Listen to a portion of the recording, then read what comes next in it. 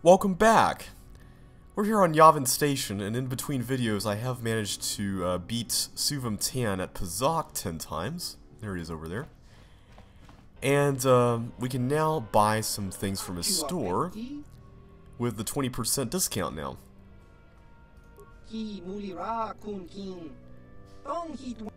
Now, in case you're wondering how long this took, I actually had 14 games. Which means that I lost 4 times only, which was very surprising. Because in my practice run of this, where I attempted this, and just to see how long it took and just to see how it affected my credit amount and how much I had to pay for everything throughout the rest of the game, I had to play about 30 to 40 times before I won 10 games against him. Now, as you can see right here, the light exoskeleton, which in the last video was 10,000, is now only 8,000.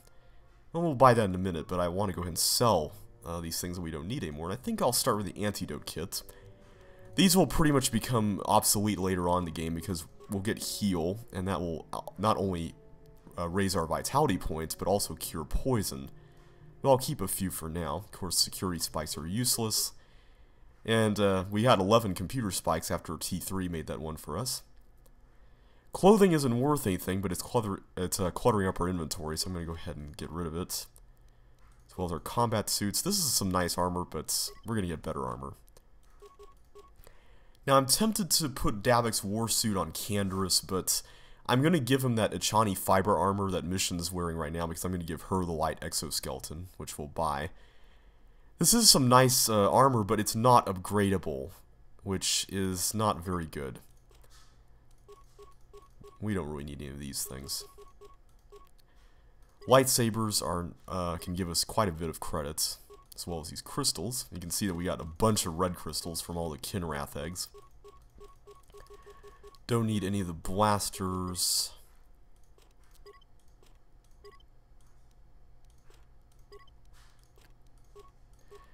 Now, I'm not really going to be using too many grenades, so I think I'm just going to whittle down the cheap ones to 5, and I'm not even going to use sonic grenades.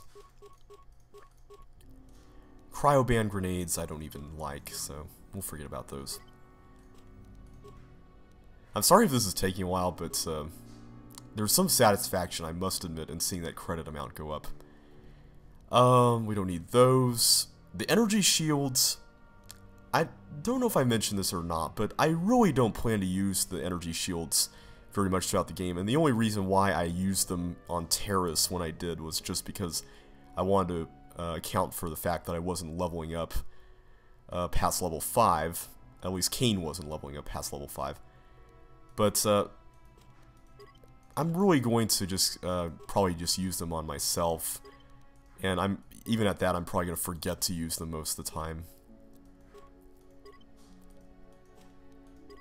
Not to mention that because we're going to have Jedi around now, we're going to have some nice defensive force powers that will affect the entire party as well. The buffs, I'm going to go ahead and keep those. Mines, I'm not going to use. This is a melee upgrade item, which means that we might be able to use it on Zalbar when we get some better weapons for him. I'm going to go ahead and keep some of these droid stuffs for now.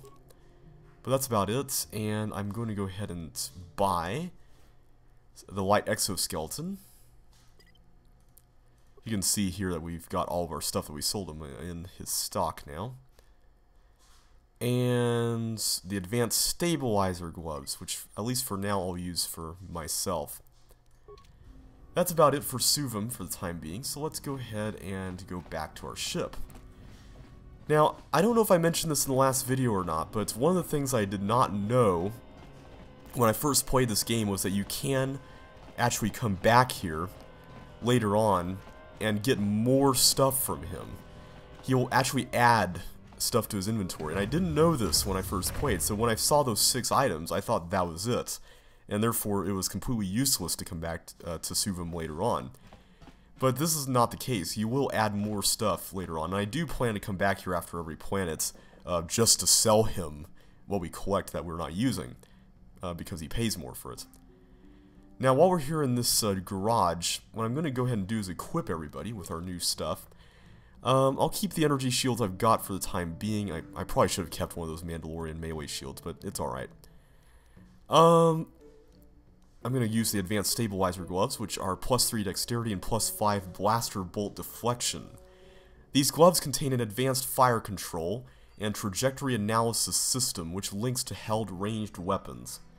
This allows the user greater accuracy when aiming their own weapons, and also gives warning when incoming fire would likely hit the wearer. Now, even though it says that this should be used in conjunction with ranged weapons, this is something that I believe, correct me if I'm wrong, that the game doesn't actually tell you, but even though it says, at least it tries to make you believe that dexterity is more useful when it comes to ranged weapons, and that strength is something that you should have if you're a melee character, in reality, I think the way this works is that if you're a lightsaber user, what the game will do is take whichever of those attributes is higher, and add that as part of its rolls. Or at least I think that's the way it works. So if your dexterity is higher, it will take that into account instead of strength. And in this case, my dexterity is what I'm going to be mostly focusing on. Now, blaster bolt deflection, I do want to use that as a part of my my fighting style, because I do want to combat against blasters pretty effectively. So I'm going to go ahead and keep that as part of me for the time being, and I'm going to give this strength amplifier to Canderous, I believe. Bastila, we'll go ahead and take these energy shields off her. She doesn't have anything else to wear. Canderous, yeah, you get that. Karth, right now nothing new. I'm going to keep him on Bendak's blaster permanently, but I will give him another blaster. I'll sell Karth's blaster and give him another one later. Juhani, we haven't actually equipped her yet, but she has a Jedi Knight robe. And I'll keep her on that for the time being. I forgot to get a Jedi Knight robe from Nemo in the Ancient Ruins on Tatooine. And if I did that, I would have put that on myself and given my Jedi robe to Bastila. But unfortunately, because of that, Bastila is going to have to remain on the clothing that she's got for now. At least until we can get more Jedi robes. I think I'll keep Juhani on this for the time being. I'll give Mission the Light Exoskeleton, which gives her a defense bonus of 6, a max dexterity bonus of +5, a dexterity bonus of +1, a strength bonus of +1, and it's upgradable, which is awesome. A relatively new type of power-assisted armor. This suit mimics the major muscle movements of the wearer with mechanical impulses, resulting in greater strength and faster reaction times. And let's get rid of the energy shields. We'll sell those, of course, later on. I guess she has to have an energy shield. T3, we'll go ahead and give him some stuff. Yeah, we'll give him that. Energy shield level 2 and medium plating type 1. I will give him another gun at some point. I forgot about that when I sold the weapons, but it shouldn't take too long to get another one. And as I said, I won't be taking him into combat much anyway. Zalbar looks pretty good for now, and I guess he has to have an energy shield. And I think that's it. Now, normally I'm going to equip everybody before we step off on a new planet, and I would use the workbench in conjunction with this, but for the time being, we don't actually have anything to add to our new equipment like the light exoskeleton, so I'm not going to go ahead and use that for now. And before we do anything else, I want to talk to Sasha, because we still have dialogue that we haven't tried to understand from her yet, like Naabs, for instance. Kipuna, bona na kichu. Kipuna, bona na kichu. Now, I don't know exactly how the game determines if you're able to understand things from her, because on a practice run of this part, it took me 3 times to figure out that this means to hurt, as in 3 go-arounds with the conversation. Now, I don't know if it has to do with your wisdom score or not, but maybe it does, I'm not entirely sure. If somebody knows, you can tell me in the comments, but apparently obs means to hurt, and not obs means not hurt. Tonki ba non tontek. So we can tell her that we won't hurt her, which I'm sure means a lot. Tonki ba non tontek. Yum? Tong abuk shami nonok. Selima wanga kunbikin. Okay, so apparently we can't figure this one out yet. Tonki ba non. Let's try again. Tong. Nope. Okay, so yum is food. Okay, that makes sense. Selima wanga kunbikin. And nugis. Kipona. Bona na kichu. So does it mean the floor? Kipona. Bona. Okay, so nugis means now, and na nugis is not now or before. Kipona. Bona na kichu. Okay, so she wants some food now. Tonki. Tabid? Selima wanga kunbikin. Tong. Much. Okay, so she wants us to talk. Tonki ba non tontek.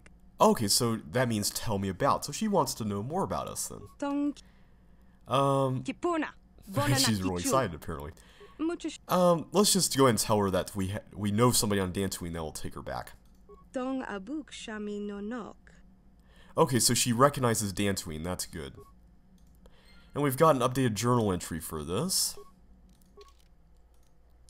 After considerable efforts, you have managed to communicate with a young stowaway, whose name appears to be Sasha, and learn what she was doing aboard the ship. Apparently she was once held by the Mandalorians long enough to learn their speech, but nothing else, and she escaped from them long enough to stow away on the Ebon Hawk and hide. Her original home seems to be Tatooine. Perhaps someone there could help her? Well, thankfully we know who that is.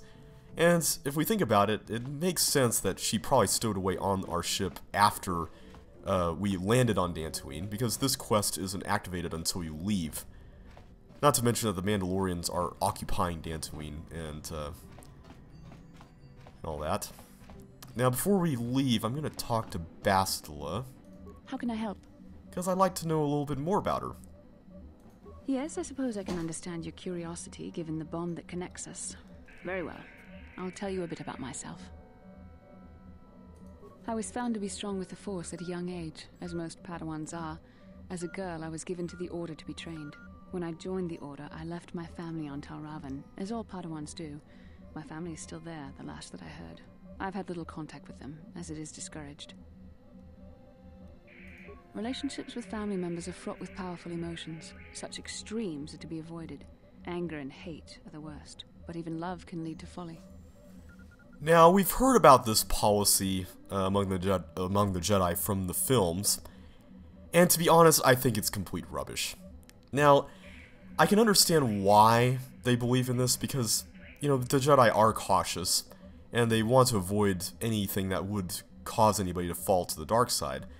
But inherently, human beings are emotional people, and emotions aren't to be suppressed. Now, just because there are some emotions out there that do lead to the dark side doesn't mean that there aren't some that are positive emotions. And I think love is one of them, as long as it doesn't become extreme attachments, if you know what I mean. So, no, I don't believe that the baby should be thrown out with the bathwater. Emotional entanglements can be dangerous. They can impair rational thought. They can lead to outbursts of uncontrolled emotion. A Jedi must be above such things. I'm not sure if above such things is the wisest way to put it. Maybe more like in awareness of such things, or maybe not so much in control, but at least aware and just ensuring that those emotions aren't running away into something bad. I don't really think Bastila actually believes in this, to be honest. She sounds like she's just spouting off what she's heard among the Jedi. It can be a hard lesson to learn. I was not on good terms with all of my family, but I do remember missing my father terribly for a long time.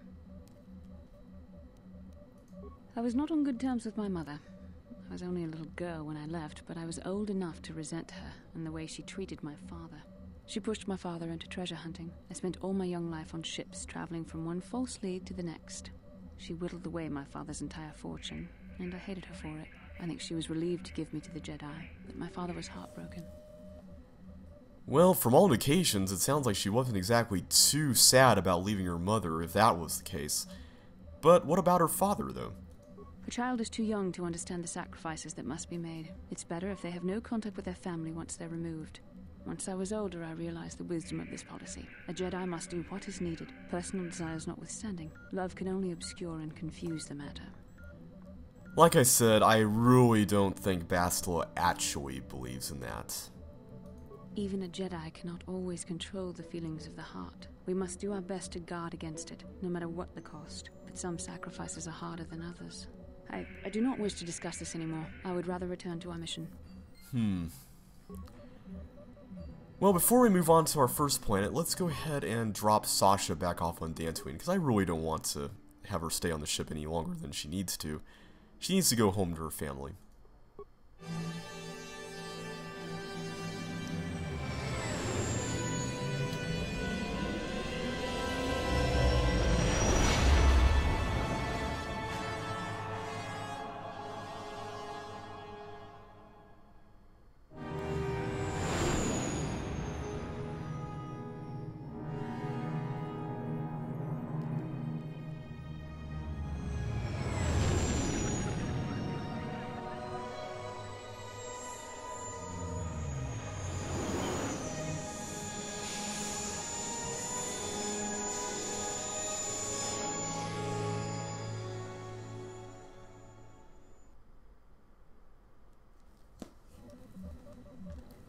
Alright, we're back on Tatooine. Long time no see.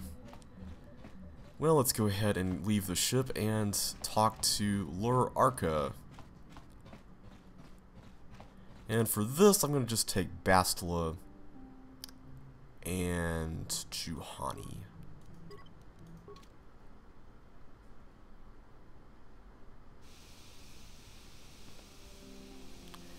Well, let's talk to Bastila again. See what she has to say. How can I help? I do. I've been watching you, studying you closely to see what kind of progress you've made since your training at the hands of Master Zar.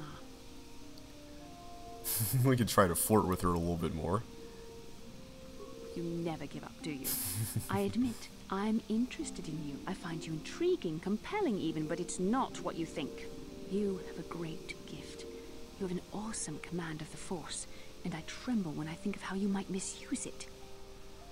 Now, to be honest, I understand Bastila's concern, but I think she's being a little bit too negative about this. I don't think the way to encourage somebody is to be afraid of what they might do,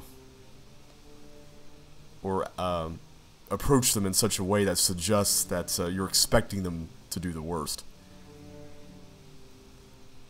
No, I'll just inform her and assure her that we won't misuse our power, though.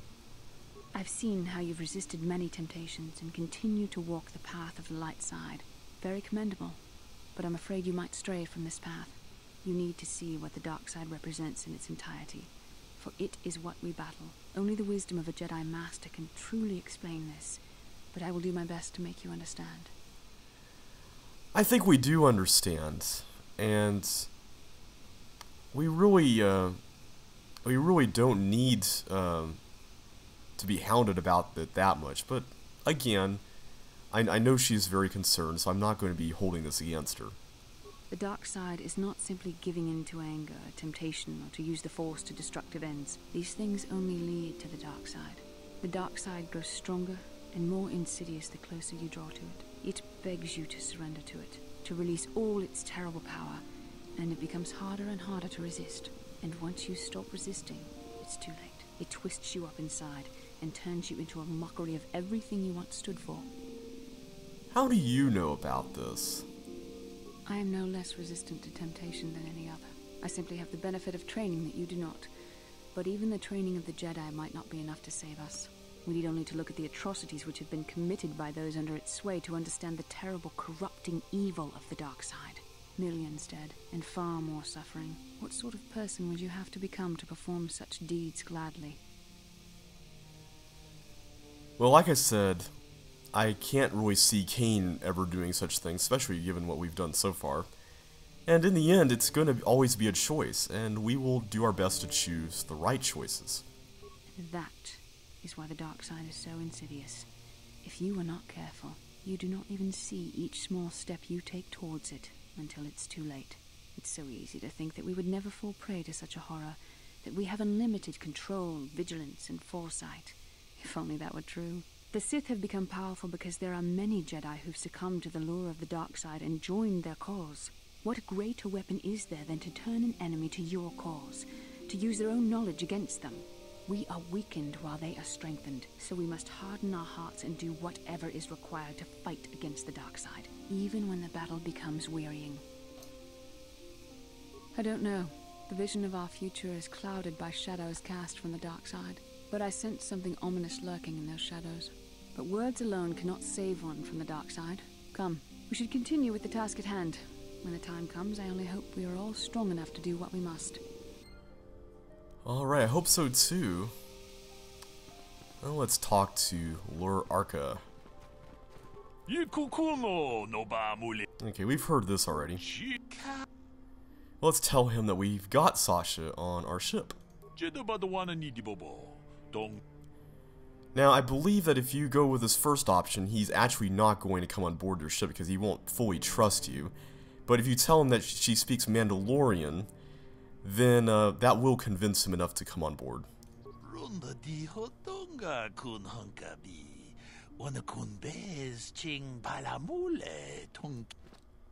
Certainly, we can do that.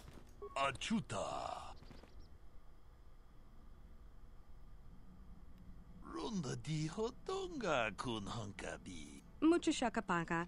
Kipuna. Bona na kichu. Takom justach miki grabalmogo. Kachi. Dong abuk shami nonok. Let's tell her that Lur Arca is not, this is supposed to say obst, not bads. He's not going to hurt her and that he will take her home now. Tong ki ba non tonte. Selima wanga kun bikin. Tong haitwam jiji jumblumpa. Nita poe tikito. Dolpa da bongwaleo gondona chuchut. Kachi chu ita dundonga. Yumalita kuto dun. Chilamulane nin. Alright, we've got 310 XP from that, as well as light side points. That's about all we can do here for now. I was trying to trigger Bastila's character mission, because we can actually do that now.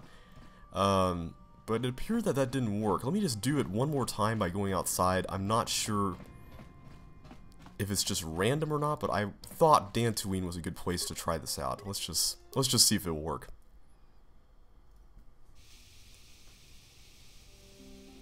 Good. Yes. Genchopa chawi tikchok twis yun kun. Watu yama kama wona henak nek. Bugra shak kunti chiwa I'm Bastila, yes. I take it that you know my mother? Bona na kachu. Kicha badwang. Wanga kumkiba bu mulera. Kakin chak nawagawa ba. Is there something I can do for you, miss? As you can see, we're in quite a hurry. Bastila, please don't be rude. This is your family we're talking about here.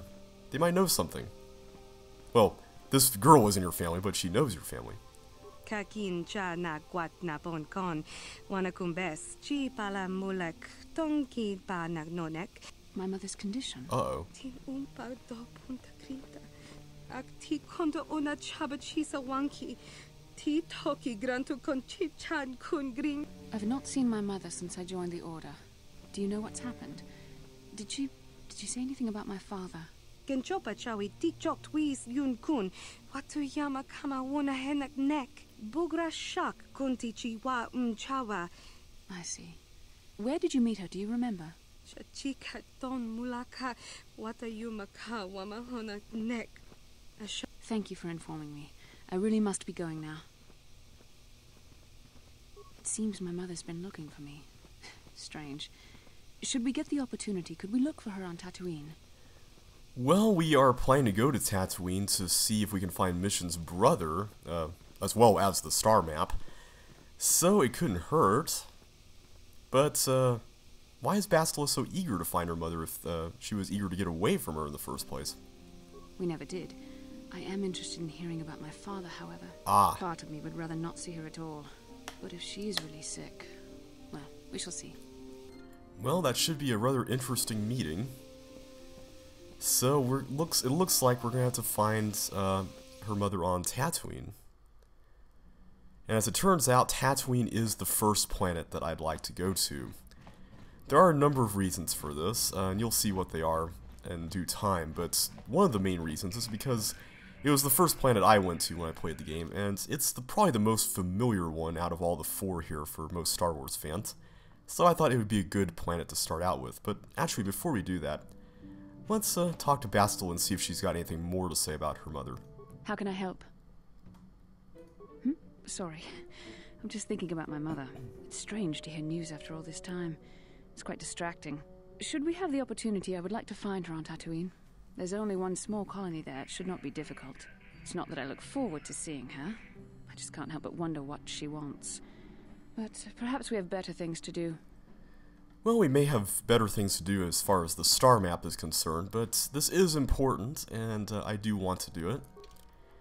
So onward to Tatooine we go.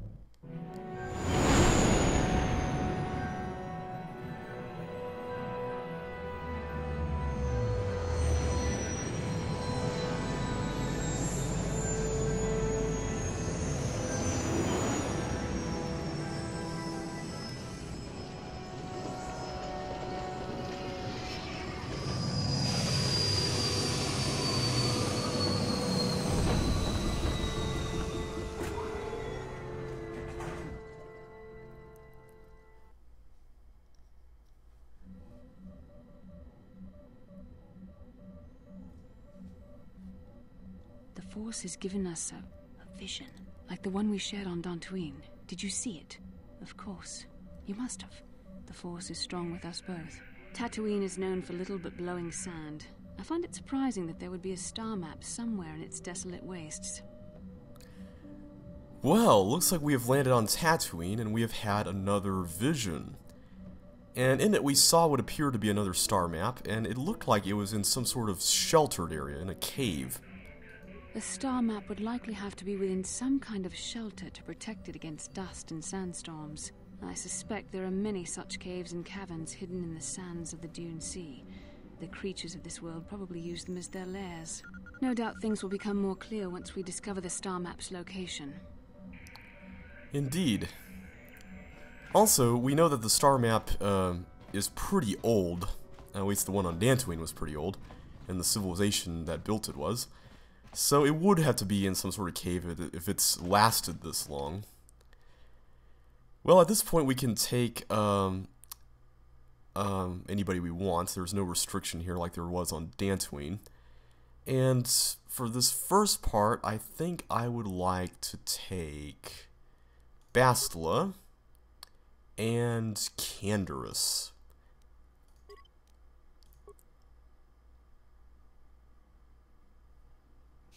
Welcome to Anchorhead, potential customer. Zerka Corporation stands ready to serve, after some formalities, of course. First, your ship is not on our list of planned arrivals for today. There is a docking fee of 100 credits because of this. Oh, great. We have to deal with the blasted Zerka Corporation as well. This is gonna be fun. So what exactly is this 100 credit fee all about? The immediate benefit is access to these very docking facilities. This is the only port in Anchorhead. Once you've paid, we will offer trade services as well. We're not unreasonable, we just want to cover expenses. I assure you that the fee is non-negotiable. We have a very thin margin of profit on this world. But we can spend money in Zerka stores. Let's see if this persuade works. That does make sense. Yes. I suppose I could let it go this time. We need the business. This will cover any future landings as well. It's like a registration, so we can serve you better when you return. Now, as a customs officer, I can provide information on services. Is this visit business or pleasure? Well, given what we've heard about Zerka Corporation from that guy on Tatooine, I'm not really sure I trust them at all. So I really don't want to tell him what we're doing here. But I would like to know what's going on Tatooine, so let's ask him. There isn't much to tell. It's a very old planet, well past its prime. Zerka Corporation is the only company with any interest in it. It's not a very pretty world, but there is opportunity here if you know where to look. Well, let's find out about Zerka's operations here. Maybe we can sabotage them or something. You never know. I can't really get into that. It hasn't been a very smooth operation. I shouldn't get into it. It's common knowledge, so there's no harm in telling you. It's a tale of bad business. You see, Zerka Corporation staked their claim to this planet based on some very promising geological surveys. Unfortunately, that information was incorrect, and possibly even an attempt at sabotage by a rival company. Aha. Not totally barren. There were a few good years of mining, and limited operations are still in place. But the ore is flawed. It has peculiar properties. They've had to look at other forms of business. You know, this voice actor sounds exactly like whoever played Nemo. Even the way he enunciates certain things. So what about this peculiar ore? Zerka Corporation has really tried to hide this, but it just seems that Tatooine metal is unfit for effective manufacturing. I would imagine that this outpost will eventually be abandoned. Nobody is making any money here. Of course, this rock may have been settled a few times, so look for some other company to get stuck with it. Possibly. And of course we know that there will be some very notable people who will come from here in the future. So what else goes on here? Pursuits that appeal to the casual traveler. There are some fearsome native species that provide exciting hunting. There are also lengthy barren wastes that serve as fine swoop tracks. Attracting business has been slow, however. Well, those all sound pretty interesting, and we do have a swoop bike on our ship, so we might be able to put that to good use. So, does he know anything about what's happened here before? Very little. There are hints that it might once have been a lush world, but I can't picture it as anything but a desert. Native sentient species have no records going back that far. That was hundreds of years ago, maybe thousands. Of course, the native species are not very willing to tell anyone anything. They're barely more than animals. The Sand People. They're vicious and attack outsiders on sight. More animal than anything, really. Maybe they know the history of Tatooine. Maybe they don't. Impossible to tell. They won't cooperate. Or you could just be infringing on their territory, and you may not be cooperating with them. Not personally, but they've given Zerka Corporation a rough time. It's hard enough mining this rock without suffering random attacks. I think the company has even put a bounty on them, but I'm sure not going to try for it. It depends on what level of risk you want to take. You could ask at the Zerka office if any bounties need collecting. That's in Central Anchorhead. While you're at the office, ask for a hunting license so you can sell trophies to Faza in his lodge, just north of them. I suppose you could also take up swoop racing. Talk to the hut at the registration office by the track. That's in West Anchorhead. I can't say I know which of these jobs is the most dangerous. I stay away from all of them. Well, that's probably the wisest thing, but we're not exactly the most practical people in the world, are we? Let's see if we might be able to find something about the star map. We might be able to find someone to ask, preferably someone who's not with Zerka. That's not much information. Could you tell me more? You a digger? I've heard of ruins being found now and then, but they've always been stripped by sand people soon after. You're not going to get anywhere with them. I guess you could ask around, but I doubt you'll learn anything different. You could always ask a Jawa. It's hard to tell what they know. Well, I think that's all we can talk about with him for now, so let's go ahead and get going. As you wish. If you need anything else, I'll be here. Alright. Good deal. Well, there's more to do here in Tatooine and lots to explore, but we'll do so in the next video.